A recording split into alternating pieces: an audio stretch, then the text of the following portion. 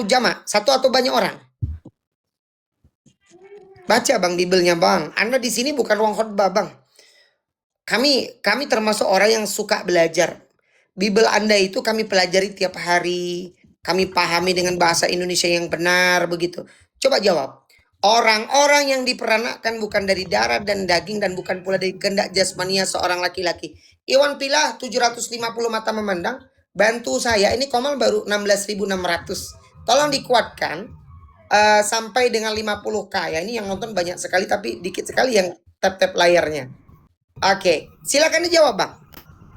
Bantu digas saya ya, tap layarnya terus dibantu. Kejar dulu 20K, cepat ya.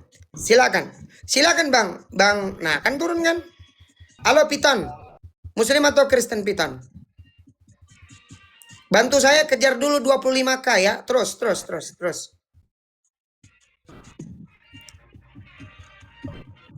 Silakan. Sini aku yang jawab. Oke, kita ini aku tahu kau Setio. Coba jawab pertanyaanku. Di mana maha kuasanya manusia Yesus? Udah? Silakan Oke. dijawab. Yesus memberi kuasa kepada 12 muridnya. Lalu 12 muridnya ada yang bisa mengusir setan, ada yang bisa menghidupkan orang mati. Rasul Paulus dan Petrus bisa menghidupkan orang mati. Apakah Allahmu bisa memberi kuasa? Jangan dulu ke sana Longor, kita pembuktian kemahakuasaan Yesus dulu. Nanti kita jawab satu-satu. Ya, kalau kau mau data begitu, gampang buka KPR 2 nomor 32 itu tertulis dalam Bibel kau. Allah yang membangkitkan, membangkitkan Yesus dan tentang itu semua kita adalah saksi. Pertanyaan saya. Assalamualaikum warahmatullahi Waalaikumsalam warahmatullahi Kau wabarakatuh. Setio selalu begitu dalam diskusi. Coba kau buktikan dulu kemahakuasaan Yesus ini tadi. Oke. Kamu buka Matius 10 ayat 1 sampai 4. Baca.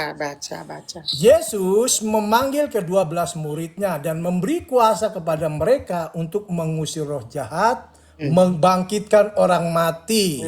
Terus? Petrus setelah diberi kuasa bisa menghidupkan orang mati. Oke. Kisah Anda tahu para tidak definisi? sebentar dulu. Ya, oke. Silakan. Selesaikan dulu. Ya, siap. Ya, Kisah Para Rasul 9:40. Tetapi Petrus menyuruh mereka semua keluar, lalu ia berlutut dan berdoa, kemudian ia berpaling ke mayat itu dan berkata, Tabita, bangkitlah. Ya.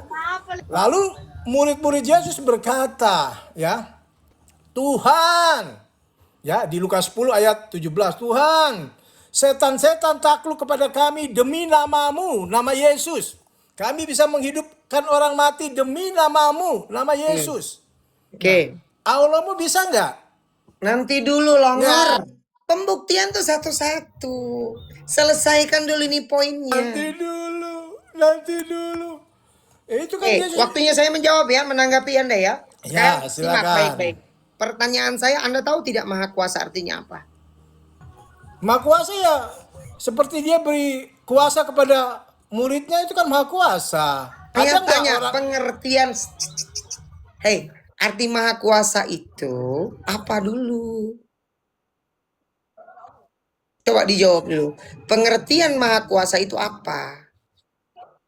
Kalau kau bicara tadi itu kuasa. Kalau kuasa itu Yesus dengan jujur mengatakan, segala kuasa di sorga dan di bumi telah diberikan. Kalau telah diberikan berarti siapa yang memberikan, coba? Jawab jujur itu dulu. Macet kan kau kan? Apa pengertian maha kuasa itu dulu? Kita bahas ini dulu. Panjang lebar kau menceritakan Yesus itu menerima pelimpahan dari Bapaknya, bukan pemilik. Terbukti Yesus mengatakan, sabar, saya selesaikan dulu ya.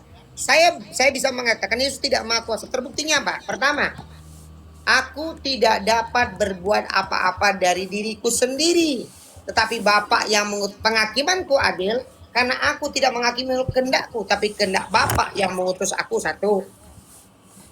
Yang kedua, ini jelas kata Yesus, sebab segala kuasa di sorga dan di bumi telah diberikan. Artinya pemilihnya bukan Yesus tapi Bapa.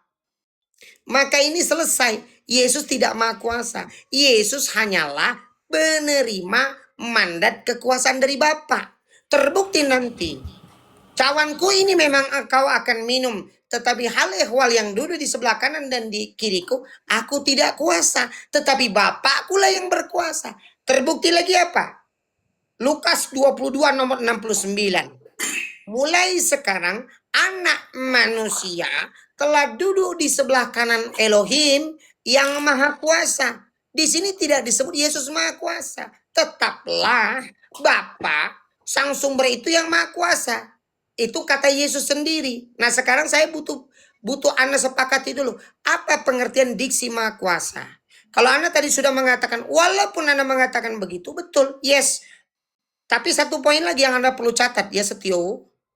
Berarti mukjizat itu bukanlah arti tanda ketuhanan, tapi tidak lebih daripada tanda dia adalah seorang utusan.